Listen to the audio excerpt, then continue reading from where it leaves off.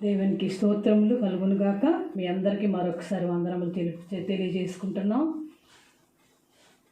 ఈరోజు శుక్రవారం సందర్భంగా స్త్రీల కూడికలో మన యొక్క వాక్య భాగాన్ని ధ్యానం చేసుకుందాం. మనందరం కూడా బైబిల్ తెరిచినట్లయితే పరిశుద్ధ గ్రంథం నుంచి కీర్తనలు 139 దావీదు కీర్తన 7-8 వచనాలు చదువుతున్నానమ్మా. 139 దావీదు కీర్తన 7-8 వచనాలు. నీ వద్ద నుండి నేను ఎక్కడికి పోదును, నీ సన్నిధి నుండి నేను ఎక్కడికి పారిపోదును. నేను ఆకాశంలోకి ఎక్కినను, నీవు అక్కడనూ ఉన్నావు.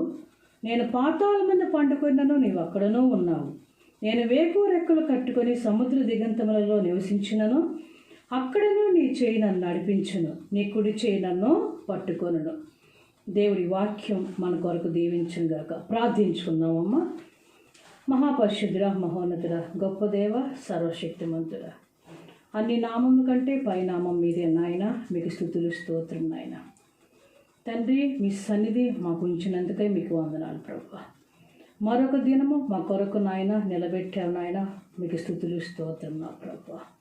ఈ సమయంలో మీ మాటలు చెప్పుకుంటుండగా నన్ను మీ సిలువ చాటున మరుగుపరచండి. మీరే మాట్లాడి మహిమ తెచ్చుకోండి ప్రభువా. యేసయ్య, వింటున్న ప్రతి బిడ్డకు కూడా మేలుకరంగా దీవెనకరంగా చేయండి నాయన. సహాయం చేయమని యేసయ్య నామమున ప్రార్థిస్తున్నాం తండ్రి, ఆమేన్. ఈ వాక్య భాగంలో మనం చూసినట్లయితే 7వ వచనంలో చూద్దాం. నీ ఆత్మ నుండి నేను ఎక్కడికి పోదును, నీ సన్నిధి నుండి నేను ఎక్కడికి పారిపోదును. ఇక్కడ దేవుని సన్నిధి గురించిన ప్రాముఖ్యత దావీదుకు తెలుసు.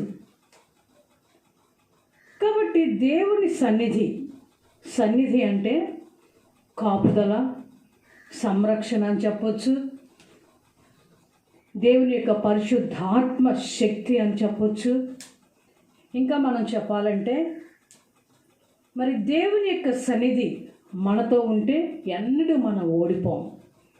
ఆయన మనకు ధైర్యమైన దత్తపుత్రాత్మను కూడా మనకి ఇస్తాడు.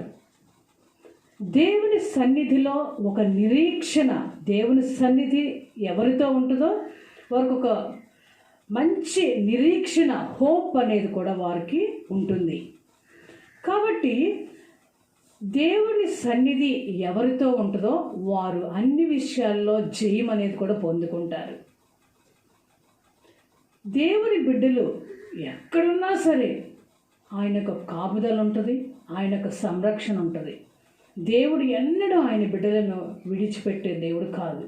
అందుకే దావీదు అంటున్నాడు, నేను ఆకాశంలోకి ఎక్కినను, నీవు అక్కడనూ ఉన్నావు. నేను పాతాళం మీద పండుకొనను, నీవు అక్కడనూ ఉన్నావు. నేను వేకువ రెక్కలు కట్టుకొని దిగంతములలో నివసించినను, సముద్ర దిగంతములలో నివసించినను, అక్కడనూ నీ చేయి నన్ను నడిపించును, నీ కుడి చేయి నన్ను పట్టుకుని. అంత గంభీరమైన మాటలండి ఇవి. కాబట్టి ఎక్కడ ఆయన చేయి విడిచిపెట్టే దేవుడు కాదు. 123 దావీదు కీర్తనలో మనం చూస్తాం, గాఢాంధకార లోయలో సంచరించినను, నీ దుడ్డుకర్ర నీ దండము నాకు తోడుగా ఉంటుంది అంటాడు. కాబట్టి దేవుని బిడ్డలకు అంత గొప్ప ధన్యత ఉంది. ఎక్కడున్నా, ఏ స్థలంలో ఉన్నా ఆయన సన్నిధి, ఆయన మరి ప్రసన్నత తోడుగా ఉంటుంది. మోషే విషయంలో మనం చూస్తే దేవుడి సన్నిధి మోషేకు ఎంతగానో తోడుగా ఉంది. కనుక అతడు ఆశీర్వదించబడ్డాడు. ఇశ్రాయేలు అందరినీ కూడా నడిపించడానికి గొప్ప నాయకుడిగా దేవుడు అతనికి తోడుగా ఉన్నాడు. అతను తోడుగా ఉండబట్టే గొప్ప నాయకుడిగా ఉండి వారిని చక్కగా నడిపించాడు. ఇక్కడ నిర్గమకాండ 33వ అధ్యాయం 14-15 వచనాలు మనం చూస్తాం. యెహోవా, నీ సన్నిధి నాతో రాని ఎడల నేను ఇశ్రాయేలందరినీ కూడా నేను తోడుకుని తీసుకువెళ్ళలేనయ్యా అంటాడు. కాబట్టి దేవుని సన్నిధి తోడుగా ఉంటే అది ఎంత కష్టతరమైన మనం నడవటానికి అది ఎంతో తోడ్పాటుగా మనకు ఉంటుంది. మోషేకి ఆ సహాయమే అక్కడ అందింది. ఇంకా మనం చూసినట్లయితే మరి మోషేని చక్కగా దేవుడు ఆ అరణ్య మార్గంలో ప్రజలందరితో పాటు నడిపించాడు. పగలు మేఘస్తంభాన్ని, రాత్రి అగ్ని స్తంభాన్ని వారికి తోడుగా ఉంచి మరి వారిని అన్ని సంవత్సరాలు కూడా అరణ్యంలో చక్కగా వారిని నడిపించాడు. కాబట్టి దేవుని సన్నిధి ఎవరితో ఉంటుందో వారు దయనందుతారు, వారు దేవుని యొక్క కనికరాన్ని పొందుకుంటారు. రూతు విషయంలో మనం చూస్తాం. రూతుతో ఆయన సన్నిధి ఉంది కాబట్టి ఒక శ్రేష్టమైన మార్గాన్ని దేవుడు తనకి చూపించాడు. మోయాబు నుంచి మరి అత్తగారితో కలిసి మోయాబు నుంచి బేతల్హేమ్ వెళ్ళింది. అక్కడ దేవుడు మరి బోయజ్ని ఆల్రెడీ అక్కడ వారి కొరకు ఏర్పాటు చేసి ఉంచాడు. ఎప్పుడైతే మరి వీరు అక్కడికి ఐగుప్తులోకి వెళ్ళారో అక్కడ బోయజ్ యొక్క కటాక్షాన్ని పొందుకున్నారు. రూతు బోయజ్ యొక్క కటాక్షాన్ని పొందుకుంది, మరి దయను పొందుకుంది. చివరకు యేసుక్రీస్తు యొక్క వంశావళిలో కూడా ఒకటిగా ఉండటానికి దేవుడు సహాయం చేశాడు. యేసుక్రీస్తు వంశావళిలో ఒకటిగా పరిగణించబడింది రూతు. ఎందుకంటే దేవుడు యొక్క సన్నిధి రూతుకు ఎంతగానో తోడుగా ఉంది. అందుకే ఆమెను విడిచిపెట్టల దేవుడు. ఎవరైతే దేవుడికి దగ్గరగా ఉంటారో ఆయన యొక్క ప్రజెన్స్ వారికి తోడుగా ఉంటుంది. ఎస్తేరు విషయంలో కూడా మనం చూస్తాం. ఎస్తేరుతో దేవుని సన్నిధి ఉంది కాబట్టి అహష్వేరోషు యొక్క దయకు ప్రాప్తురాలైంది. పర్షియా దేశం యొక్క రాణిగా ఆమె పరిగణించబడింది. కాబట్టి దేవుని సన్నిధి ఎవరితో ఉంటుందో వారు మరి అన్ని విధాల ఆశీర్వాదాలు పొందుకుంటారు, అన్ని విధాల దీవెనలు కూడా వాళ్ళు పొందుకుంటారు. 21వ దావీదు కీర్తన 6వ వచనంలో మనం చూసినట్లయితే అక్కడ దావీదు అంటాడు, ఆయన సన్నిధిలో సంపూర్ణ సంతోషము కలదు అంటాడు. కాబట్టి ఆయన సన్నిధిలో సంపూర్ణ సంతోషం ఉంటుంది. ఈ లోకంలో మనం ఎన్ని సమస్యలున్నా, ఎన్ని శోధనలున్నా, ఎన్ని వ్యాధులున్నా, బాధలున్నా నిజంగా ఆయన యొక్క తోడ్పాటు, ఆయన తోడు, ఆయన సన్నిధి కనుక మనతో ఉన్నట్లయితే అవి మనకు కష్టం అనిపించదు, అవి మనకు కష్టంగా అనిపించదు. వాటిల్లో కూడా, ఆ అపజయాల్లో కూడా సంతోషంగా ఉండటానికి ఆయన యొక్క సన్నిధి మనకు తోడ్పాటుగా ఉంటుంది. ఆనాడు యోసేపుతో దేవుడి యొక్క సన్నిధి ఉంది కాబట్టే, దేవుని యొక్క తోడు యోసేపుకు ఉంది కాబట్టే అతడు అన్ని విషయాల్లో వర్ధిల్లాడని ఉంటుంది అక్కడ ఆదికాండంలో మనం చూస్తే. కాబట్టి దేవుడి యొక్క సన్నిధిలో సంపూర్ణ సంతోషం ఉందంటాడు దావీదు. ఆదికాండం 26వ అధ్యాయం మనం చూస్తాం. ఎందుకంటే అక్కడ ఇస్సాకు విషయంలో మనం చూస్తాం.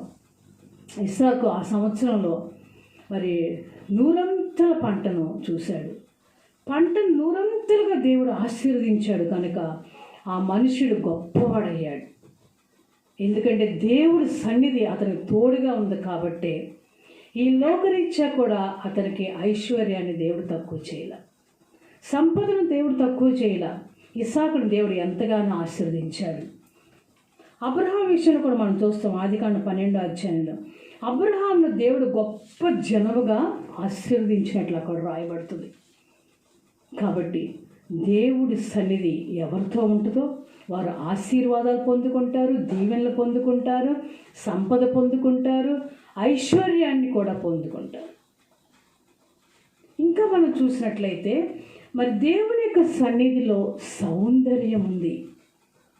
అంటే పౌలు అంటున్నాడు, క్రీస్తు యొక్క స్వరూపము నీలో ఏర్పడే వరకు కూడా ప్రసవవేదన పడాలి అంటాడు. అనగా అక్షయాలంకారాలు మనం ధరించుకోవాలి. బాహ్య పురుషుడు కంటే అంతరంగ పురుషుడు దినదినము కూడా మనలో అభివృద్ధి చెందినప్పుడు మరి అంతరంగ సౌందర్యంతో పాటు బాహ్య సౌందర్యాన్ని కూడా మనము ఈ లోకంలో పొందుకోవచ్చు.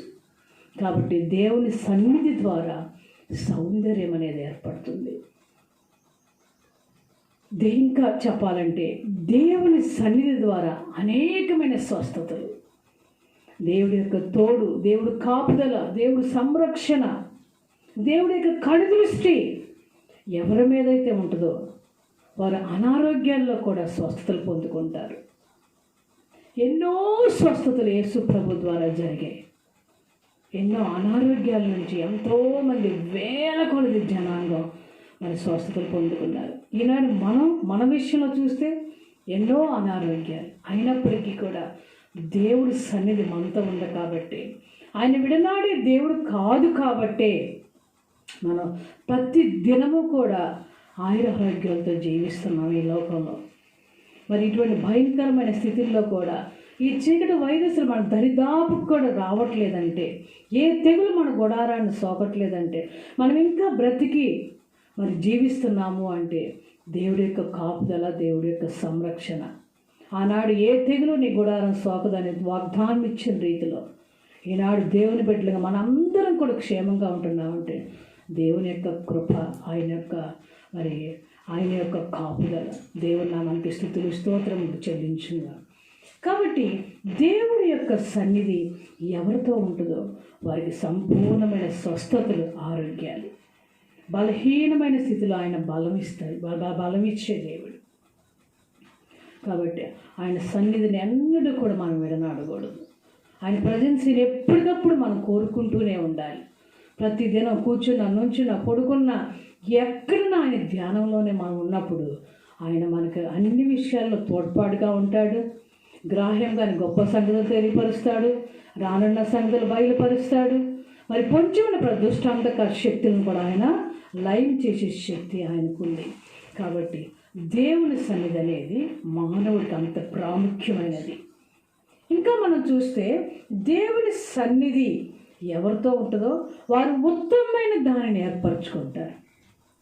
మార్కు సువార్త 10:42 మనం చూస్తాం. మరియా ఉత్తమమైన మార్గాన్ని ఎన్నుకుంది. ఆయన సన్నిధిలో ఉత్తమమైన మార్గం ఉంది, శ్రేష్టమైన మార్గం ఉంది, శ్రేష్టమైన ఈవులు ఉన్నాయి. మరి శ్రేష్టమైన మార్గంలో ఆయన చక్కగా తొట్టిల్లకుండా నడిపిస్తాడు. ఇంకా మనం చూసినట్లయితే మరి దేవుని యొక్క సన్నిధి ద్వారా సింహాసనం, దేవుని యొక్క సన్నిధి ద్వారా సన్నిహితం. ప్రకటన గ్రంథంలో మనం చూస్తాం. ప్రకటన గ్రంథంలో 3:21 మనం చూసినట్లయితే దేవుని యొక్క సన్నిధి ద్వారా సింహాసనం అనేది ఎట్లా వస్తుంది.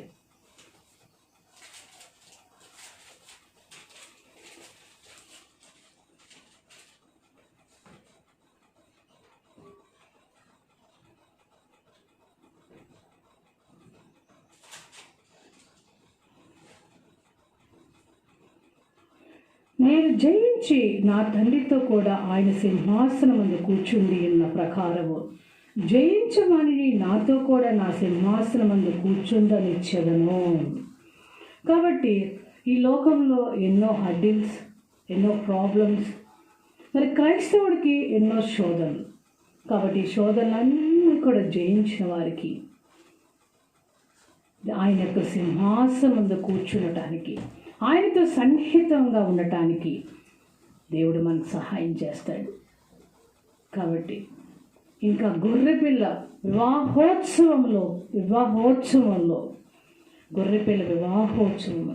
పాల్పములు పొందుకోవటానికి ఆయన యొక్క సన్నిధి ఎంతగానో మనకి తోడ్పాటుగా ఉంటుంది. ఆ ధన్యత, గొర్రెపిల్ల మహోత్సవంలో పాలుపములు పొందుకునే ధన్యత కూడా ఈ లోకంలో ఆయన సన్నిధిని కలిగి ఉండటం ద్వారా ఆ పరలోకంలో కూడా అటువంటి గొప్ప ధన్యతను, భాగ్యమును ప్రతి బిడ్డ కూడా పొందుకుంటారు. కాబట్టి దేవుని యొక్క సన్నిధి ఈ లోకంలో ప్రతి బిడ్డకు కూడా ఎంతో ఎంతో ఎంతో అవసరం. ఎందుకంటే సాతాను గర్జించే సింహం వల్ల ఎవరిని మృంగుదామా అని ఎప్పుడు వెతుకులాడుతూ ఉంటాడు, తిరుగుతూ ఉంటాడు. వాడి పని అదే. ఈ దినాల్లో దేవుడి యొక్క సంరక్షణ, కాపుదల ఎవరికైతే ఉండదో నిజంగా వాడు మింగేయటానికి సిద్ధంగా ఉంటాడు.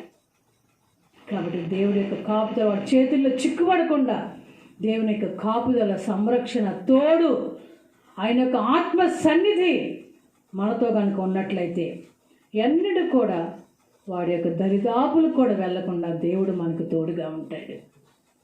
కాబట్టి ఇంకా మనం చూస్తే ఆయన సన్నిధి ఎవరితో ఉండదో, నిజంగా ఆయన సన్నిధి ఉన్నవారి ఎడల ఎన్నో జయాలు, ఎన్నో దీవెనలు, ఎన్నో ఆశీర్వాదాలు, ఎన్నో స్వస్థతలు,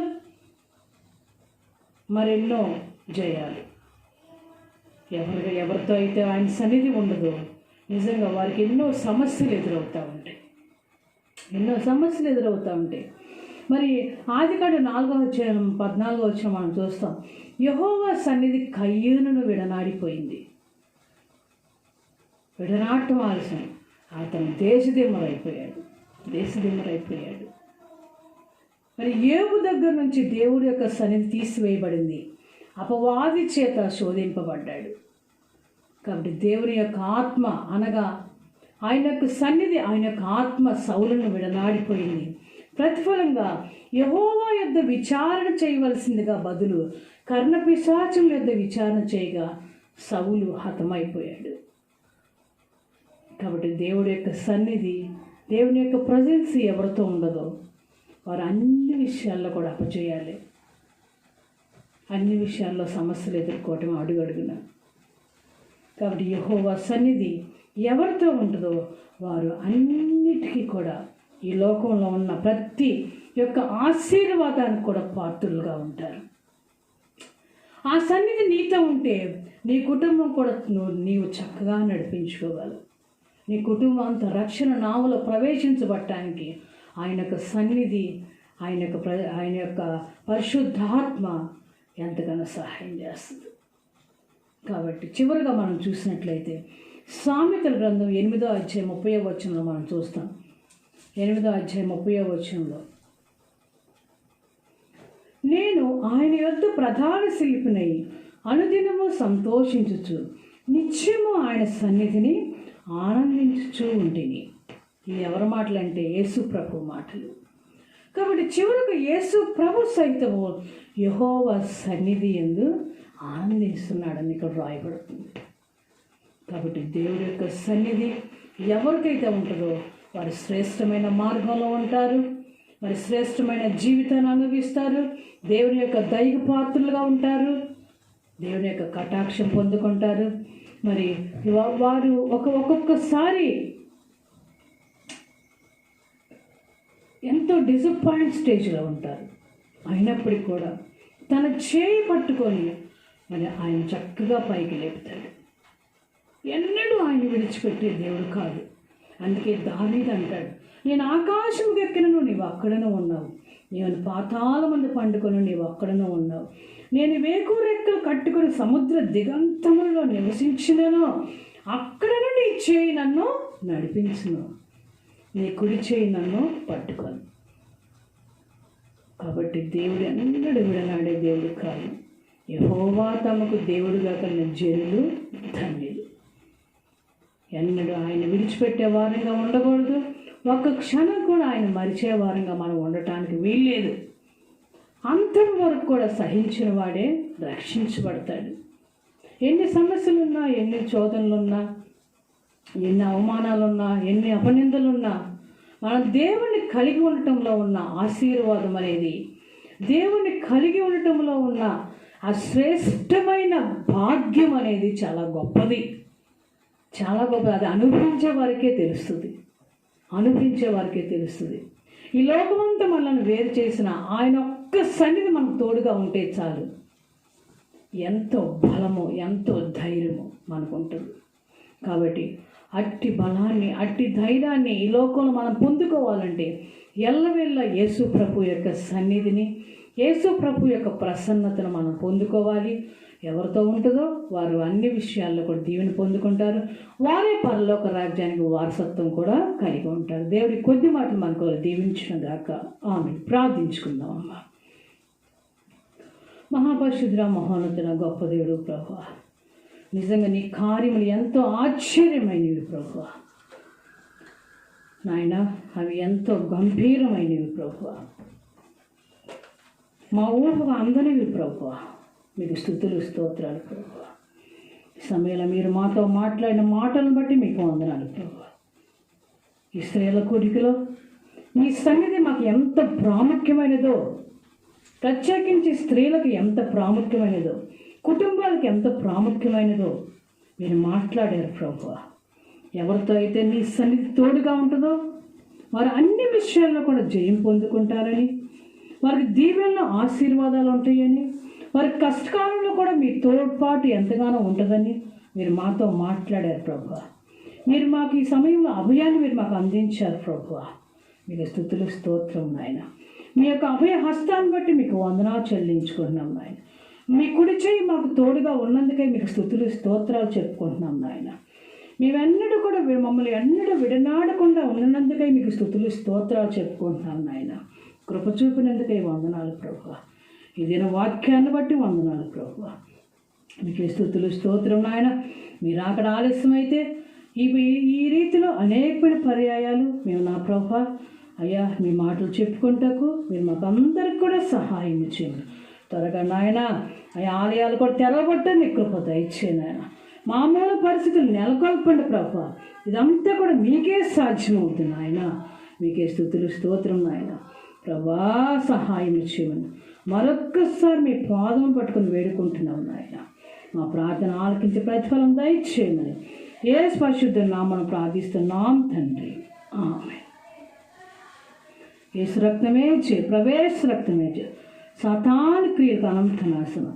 యేసు రక్తమే చే, శిలువ రక్తమే చే, యేసు రక్తముకు సంపూర్ణ విజయం కలుగును గాక. ఆమేన్. ఆమేన్.